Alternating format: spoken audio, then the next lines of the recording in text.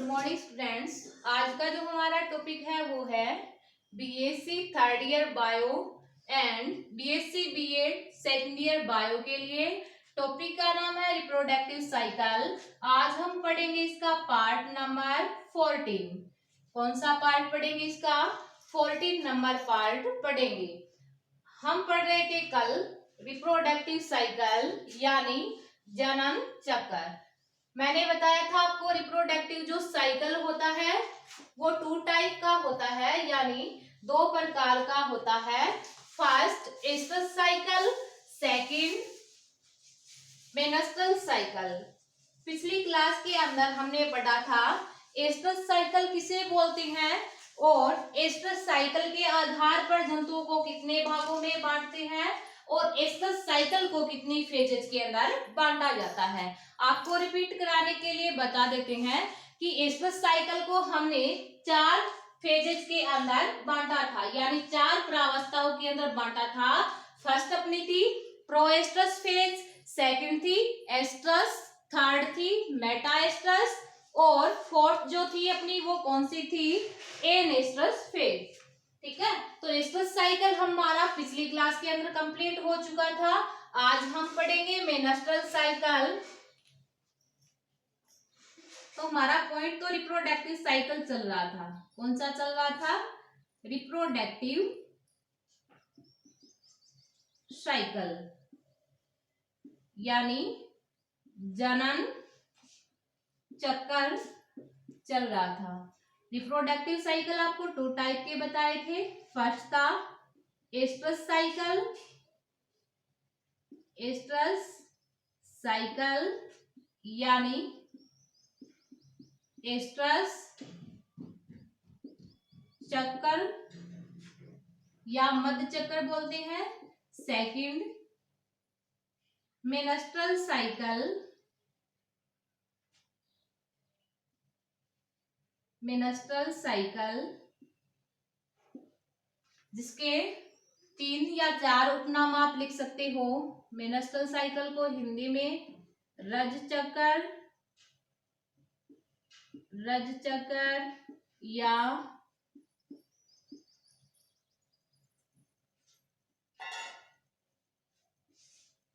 आवर्तव चक्र या मासिक धर्म, मासिक धर्म बोला जाता है। ठीक है, मेंस्ट्रुअल साइकिल, एस्ट्रस साइकिल हमने पढ़ लिया था पिछली क्लास के अंदर और आज हम पढ़ेंगे मेंस्ट्रुअल साइकिल। तो मेंस्ट्रुअल साइकिल की डेफिनेशन आप सुनिए किस प्रकार से होती है कि जितनी भी प्राइमेट्स फीमेल होती है, जितनी भी प्राइमेट्स फीमेल होती है उसके जनन अंगों में जो चक्रीय परिवर्तन होते हैं उसको क्या बोलते हैं? मेंस्ट्रुअल साइकिल यानी रज चक्र बोला जाता है। तो इसकी डेफिनेशन आप किस प्रकार लिखोगे वो देखिएगा कि प्राइमेट्स फीमेल के, प्राइमेट्स फीमेल के, फीमेल के जनन अंगों में होने वाले, जनन अंगों में होने वाले, होने वाले चक्रीय परिवर्तनों को, होने वाले चक्रीय परिवर्तनों को, चक्रीय परिवर्तनों को मेंस्ट्रुअल साइकिल कहा जाता है। मेंस्ट्रुअल साइकिल यानी रज चक्र कहा जाता है। मेंस्ट्रुअल साइकिल यानी रज चक्र कहा जाता है। ध्यान रखिएगा कि प्राइमेट्स फीमेल के जनन अंगों में होने वाले चक्रीय परिवर्तनों को मेंस्ट्रुअल साइकिल कहा जाता है। प्राइमेट्स फीमेल का एग्जांपल मनुष्य, इसके अलावा चिंपैंजी, ठीक है, अब मेंस्ट्रुअल साइकिल के दौरान ब्लड का सिक्रेशन होता है। किसका सिक्रेशन होता है? ब्लड यानी रक्त का सिक्रेशन होता है। और ये जो फीमेल होती है ये वर्ष भर प्रजनन कर सकती है। क्या कर सकती है? जिस फीमेल के अंदर मेंस्ट्रुअल साइकिल पाया जाता है ये जो फीमेल होती है ये वर्ष भर प्रजनन कर सकती है। अब देखिएगा मेंस्ट्रुएशन शब्द, मेंस्ट्रुएशन जो शब्द होता है वो लैटिन भाषा के मेंसिस से लिया गया है। किससे लिया गया है? मेंसिस से लिया गया है, जिसका अर्थ होता है टू लूनर यानी महीना। इसका अर्थ क्या होता है? टू लूनर यानी महीना। ध्यान रखिएगा मेंस्ट्रुएशन शब्द लैटिन भाषा के मेंसिस से लिया गया है, जिसका अर्थ महीना होता है। अब देखिएगा आपको मेंस्ट्रुअल साइकिल की डेफिनेशन पता चल गई और मेंस्ट्रुएशन शब्द किससे लिया गया है और इसका अर्थ क्या होता है वो भी आपको पता चल गया। अब हम देखेंगे कि एस्ट्रस साइकिल को पढ़ने से पहले आप लोगों को 2 पॉइंट्स या 2 बातों का ध्यान होना जरूरी है। वो 2 पॉइंट्स कौन कौन से हैं वो अपन देखते हैं। फर्स्ट, मोनार्क,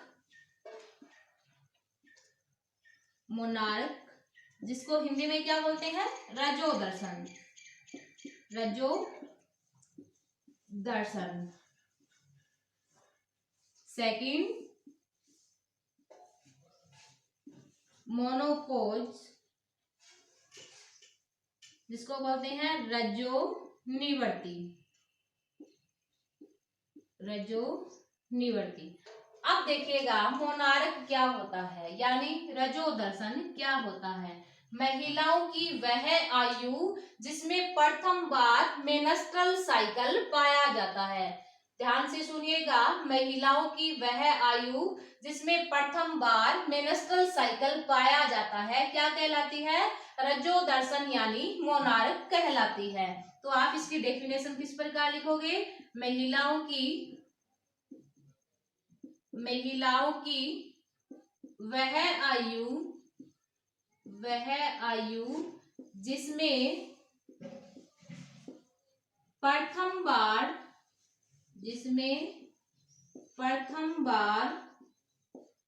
रज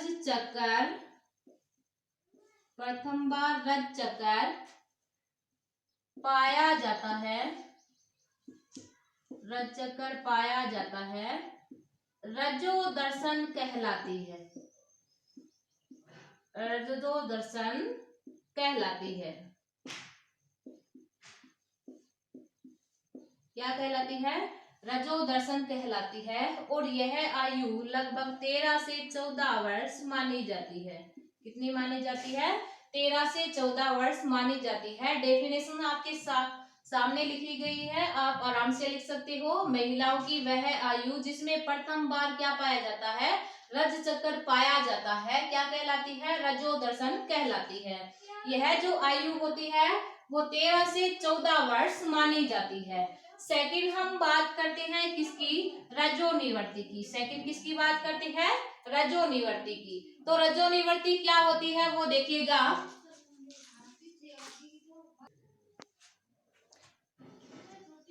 अब देखिएगा मोनोपोज यानी रजो निवर्ती क्या होती है वो अपन को पढ़ना है। हम रजो निवर्ती की डेफिनेशन पढ़ेंगे।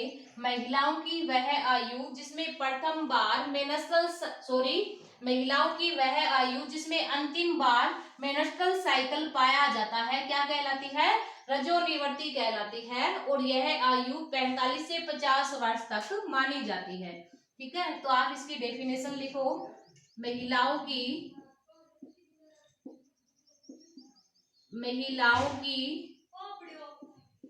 वह आयु,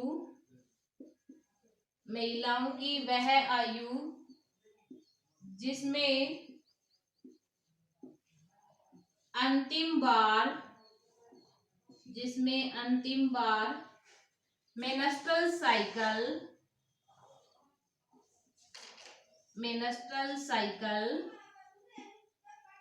पाया जाता है, अंतिम बार मेंस्ट्रुअल साइकिल पाया जाता है, क्या कहलाती है? रजोनिवर्ती कहलाती है, रजोनिवर्ती कहलाती है, रजोनिवर्ती कहलाती है। यह जो आयु होती है वो 45 से 50 वर्ष मानी जाती है। तो डेफिनेशन आपके सामने है, आसानी से पढ़ सकते हो इसको। महिलाओं की वह आयु जिसमें अंतिम बार मेंस्ट्रुअल साइकिल पाया जाता है क्या कहलाती है? रजोनिवर्ती कहलाती है। और यह जो आयु होती है यह 45 से 50 वर्ष मानी जाती है। ठीक है, तो मोनार्क और मोनोपोज आपको दोनों ही पता चल गए, यानी रजो दर्शन और रजोनिवर्ती दोनों ही पता चल गए। अब आगे हम बात करते हैं मेंस्ट्रुअल साइकिल की फेजेस की, यानी प्रावस्थाओं की। तो मेंस्ट्रुअल साइकिल को निम्न 4 प्रावस्थाओं के अंदर बांटा जाता है। ठीक है, फर्स्ट सीजनल, सीजनल या blood secretory, blood secretory phase, seasonal या ब्लड सिक्रेटरी फेज यानी ऋतुस्राव या रक्तस्राव, ऋतुस्राव या रक्तस्राव प्रावस्था, ऋतुस्राव या रक्तस्राव प्रावस्था। Second pre ovulation phase, pre ovulation phase जिसको हिंदी में पूर्व अंडोत्सर्ग, पूर्व अंडोत्सर्ग प्रावस्था बोलते हैं। Third ovulation phase, ovulation phase जिसको हिंदी में क्या बोलते हैं? अंडोत्सर्ग, अंडोत्सर्ग प्रावस्था। फोर्थ जिसको बोलते हैं ल्यूटियल फेज, ल्यूटियल फेज यानी ल्यूटियल प्रावस्था। तो मेंस्ट्रुअल साइकिल जो होती है उसको निम्न 4 फेजेस के अंदर बांटते हैं। फर्स्ट सीजनल या ब्लड सिक्रेटरी फेज जिसको हिंदी में ऋतुस्राव या रक्तस्राव प्रावस्था बोलते हैं। ये जो प्रावस्था होती है वो 1 से 5 दिन की होती है। ठीक है, सेकंड प्री ओव्यूलेशन फेज जिसको पूर्व अंडोत्सर्ग प्रावस्था बोलते हैं। ये संपन्न होती है 6 से 13वें दिन। ठीक है, और थर्ड है ओव्यूलेशन फेज जिसको अंडोत्सर्ग प्रावस्था बोलते हैं। ये संपन्न होती है मेंस्ट्रुअल साइकिल के 14वें दिन। ठीक है, और लास्ट फोर्थ है ल्यूटियल फेज, ये संपन्न होती है मेंस्ट्रुअल साइकिल के 15वें से 28वें दिन। अब हम इन फेजेस को एक एक कर कंप्लीटली इसकी क्या करेंगे? स्टडी करेंगे। तो देखिएगा कि इन चारों फेजेस के अंदर कौन कौन से परिवर्तन होंगे और किस प्रकार से इसके अंदर जो चेंजेस होंगे उनकी हम स्टडी करेंगे। तो फर्स्ट कौन सी रहेगी? सीजनल या ब्लड सिक्रेटरी फेज। आप सभी को पता है कि सीजनल या ब्लड सिक्रेटरी फेज को हिंदी में ऋतुस्राव या रक्तस्राव प्रावस्था बोलते हैं। यह जो प्रावस्था होती है वो 1 से 5 दिन की होती है। ठीक है, क्या होती है? 1 से 5 दिन की होती है। इस दौरान क्या होता है? कार्पस ल्यूटियम, कार्पस ल्यूटियम क्या हो जाती है? निष्क्रिय हो जाती है। इस दौरान क्या होता है? कार्पस ल्यूटियम के निष्क्रिय होने के कारण दो हार्मोन एस्ट्रोजन इसके अलावा प्रोजेस्टेरोन की मात्रा क्या हो जाती है, कम हो जाती है। ध्यान रखिएगा, ये जो ब्लड सिक्रेटरी फेज है ये 1 से 5 दिन की होती है। इस दौरान क्या होता है, इस दौरान जो कार्पस ल्यूटियम थी वो निष्क्रिय होने के कारण एस्ट्रोजन प्रोजेस्टेरोन हार्मोन की मात्रा क्या हो जाती है, कम हो जाती है, जिसके कारण आपने ये पढ़ा था कि गर्भाशय का जो एंडोमेट्रियम स्तर है वो 2 लेयर से मिलकर बना था। फर्स्ट स्ट्रेटम बेसिलस और स्ट्रेटम फंक्शनलिस। अब देखिएगा, जैसे एस्ट्रोजन प्रोजेस्टेरोन हार्मोन की मात्रा कम होती है वैसे ही गर्भाशय का जो स्ट्रेटम फंक्शनलिस लेयर होती है, कौन सी, स्ट्रेटम फंक्शनलिस जो लेयर होती है वो टूट जाती है। स्ट्रेटम फंक्शनलिस जो लेयर होती है वो टूट जाती है। इस लेयर के टूटने के कारण जो रक्त वाहिनियां जो होती है वो क्षतिग्रस्त हो जाती है। और इसी के साथ साथ क्या होता है कि फेलोपियन ट्यूब की यानी अंडवाहिनी की जो म्यूकोसा मेम्ब्रेन यानी जो म्यूकस झिल्ली होती है वो भी टूट जाती है। किसके कारण, एस्ट्रोजन और प्रोजेस्टेरोन हार्मोन के कमी के कारण। अब देखिएगा, इनके टूटने के कारण म्यूकस झिल्ली जो टूटती है उसका मलबा और स्ट्रेटम जो फंक्शनलिस लेयर टूटती है उसका मलबा प्लस जो रक्त वाहिनियां क्षतिग्रस्त होती है उसका मलबा किसके अंदर इकट्ठा हो जाता है, गर्भाशय गुहा के अंदर इकट्ठा हो जाता है। किसके अंदर, गर्भाशय गुहा के अंदर इकट्ठा हो जाता है, जिसे 1 से 5 दिन तक वेजाइनल मार्ग के द्वारा बॉडी से बाहर निकाला जाता है। जो गर्भाशय गुहा के अंदर जो मलबा इकट्ठा हुआ है उसको 1 से 5 दिन तक वेजाइनल मार्ग के द्वारा बॉडी से बाहर निकाला जाता है। अब देखिएगा, ये सारे के सारे चेंजेस किसके अंदर होते हैं, सीजनल या ब्लड सिक्रेटरी फेज के अंदर। सेकेंड हम बात करते हैं प्री ओव्यूलेशन फेज यानी पूर्व अंडोत्सर्ग प्रावस्था। प्री का मीन होता है पहले, ओव्यूलेशन फेज का मीन होता है अंडोत्सर्ग प्रावस्था। ऐसी प्रावस्था जो कि अंडोत्सर्ग प्रावस्था से पहले संपन्न होती है उसको क्या बोलेंगे, पूर्व अंडोत्सर्ग प्रावस्था। ऐसी प्रावस्था होगी जो किससे पहले संपन्न होगी, अंडोत्सर्ग प्रावस्था से पहले संपन्न होती है, उसको क्या बोलते हैं, प्री ओव्यूलेशन फेज यानी पूर्व अंडोत्सर्ग प्रावस्था बोला जाता है। अब देखिएगा, प्री ओव्यूलेशन फेज जो होती है वो मेंस्ट्रुअल साइकिल के 6 से 13वें दिन संपन्न होती है। क्या होती है, 6 से 13वें दिन संपन्न होती है। इस दौरान क्या होता है कि एडिनोहाइपोफाइसिस के द्वारा एफएसएच हार्मोन का क्या किया जाता है, स्त्रावण किया जाता है। ठीक है, एफएसएच हार्मोन का क्या किया जाता है, स्त्रावण किया जाता है। अब देखिएगा कि इस दौरान जो एडिनोहाइपोफाइसिस, अगर पीयूष ग्रंथि यानी एडिनोहाइपोफाइसिस के द्वारा किसका स्त्रावण किया जाता है, एफएसएच, जिसकी फुल फॉर्म क्या होती है, फॉलिक्यूलर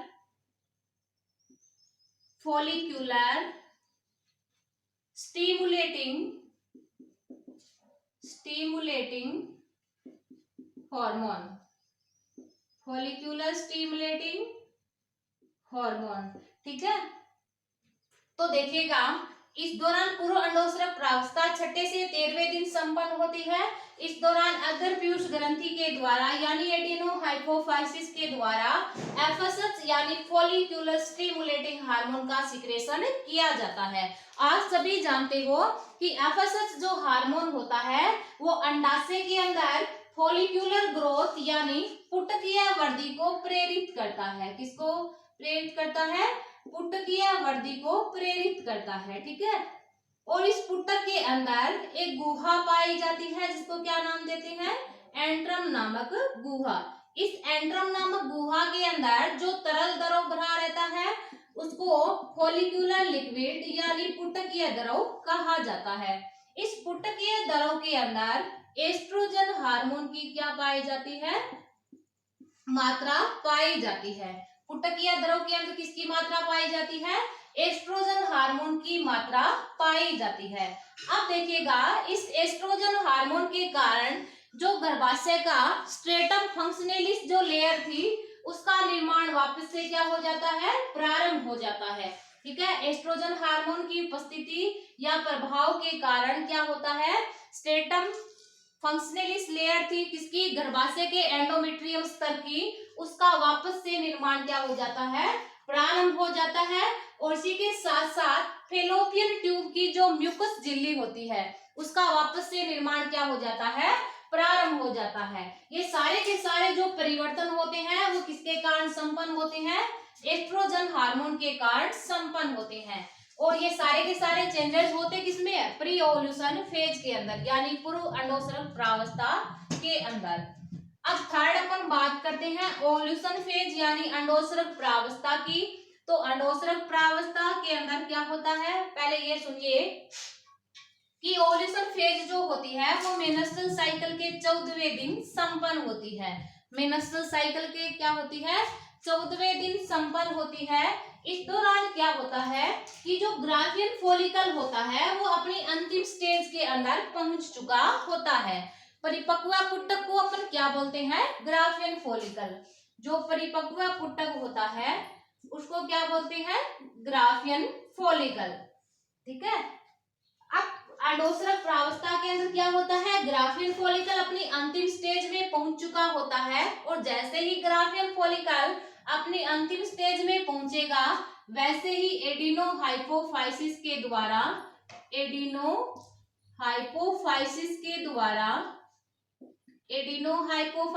द्वारा स्रावित होने वाले एलएच हार्मोन के स्रावण की सांद्रता पहले की तुलना में 6 से 20 गुना बढ़ जाती है। क्या हो जाती है, 6 से 20 गुना बढ़ जाती है, जिसके कारण जो ग्राफियन फॉलिकल होता है वो रैप्चर हो जाता है यानी फट जाता है। फटने के कारण जो सेकेंडरी oocyte होती है, कौन सी oocyte, सेकेंडरी oocyte, यानी प्राइमरी oocyte में अर्धसूत्री विभाजन फर्स्ट कंप्लीट होने के बाद क्या बनता है, सेकेंडरी oocyte का निर्माण होता है। अब देखिएगा, जैसे ग्राफियन फॉलिकल रैप्चर हुआ यानी फटा, फटने के बाद सेकेंडरी oocyte फेलोपियन ट्यूब की तरफ चली जाती है। इस घटना को अपन क्या बोलते हैं, ओव्यूलेशन यानी अंडोत्सर्ग बोलते हैं। इस घटना को क्या बोलते हैं, ओव्यूलेशन यानी अंडोत्सर्ग कहा जाता है। ठीक है, इस घटना को क्या बोलते हैं अपन, ओव्यूलेशन यानी अंडोत्सर्ग बोलते हैं। ठीक है, और इस कारण इस प्रावस्था को अंडोत्सर्ग प्रावस्था बोला जाता है, यानी अंडोत्सर्ग की घटना संपन्न होने के कारण इस प्रावस्था को ओव्यूलेशन फेज कहा जाता है। फोर्थ अपन बात करते हैं किसकी, ल्यूटियल फेज की। फोर्थ प्रावस्था की बात करें तो फोर्थ प्रावस्था कौन सी है, ल्यूटियल फेज। तो ल्यूटियल फेज के अंदर ऐसा क्या होता है, उसकी अपन को क्या करनी है, स्टडी करनी है। तो देखिएगा, ल्यूटियल जो फेज होती है वो मेंस्ट्रुअल साइकिल के 15वें से 28वें दिन संपन्न होती है। ल्यूटियल फेज क्या होती है, मेंस्ट्रुअल साइकिल के 15वें से 28वें दिन संपन्न होती है। इस दौरान क्या होता है, सेकेंडरी oocyte फेलोपियन ट्यूब की तरफ चली गई थी। इस घटना को अपन ने अंडोत्सर्ग बोला था। अंडोत्सर्ग के बाद शेष बचा हुआ जो ग्राफियन फॉलिकल होता है उसके अंदर इस प्रकार एक ब्लड के थक्के के समान संरचना बनती है जिसको कार्पस ल्यूटियम बोलते हैं। क्या बोलते हैं जिसको, कार्पस ल्यूटियम कहा जाता है। ये जो कार्पस ल्यूटियम होती है ये चक्रीय ग्रंथि होती है जो कि एस्ट्रोजन और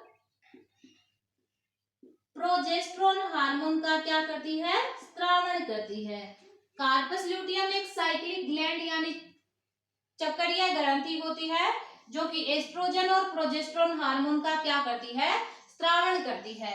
इस कार्पस ल्यूटियम के अंदर पीले रंग की वसीय कणिकाएं पाई जाती है। कौन से रंग की, पीले रंग की वसीय कणिकाएं पाई जाती है।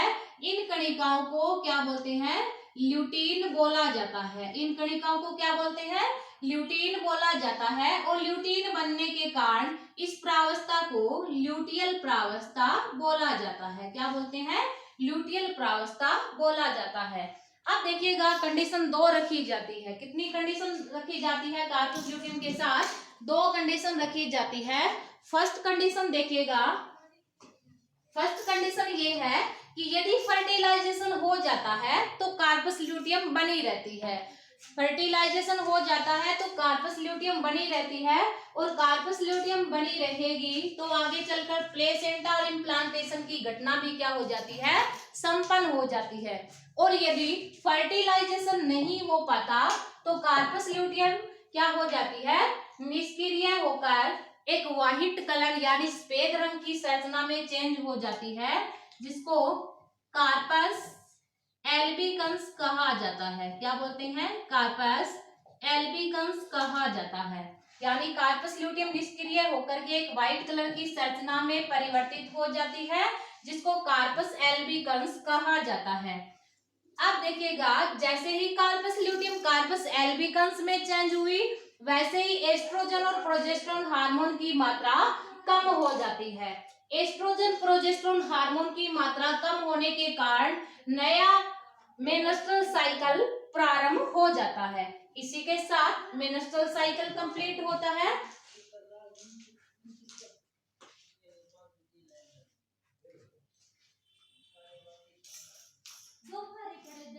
मेनस्ट्रुअल साइकिल इसी के साथ कंप्लीट हो जाता है और आगे हम मिलेंगे नेक्स्ट क्लास के अंदर। और आप लोगों को ये पता होना चाहिए मेनस्ट्रुअल साइकिल को अपन ने 4 फेजेस के अंदर बांटा था। सीजनल या blood secretory phase, second pre ovulation phase, third ovulation phase और फोर्थ ल्यूटियल फेज। ठीक है, आज के लिए बस इतना ही। आगे मिलते हैं नेक्स्ट क्लास के अंदर।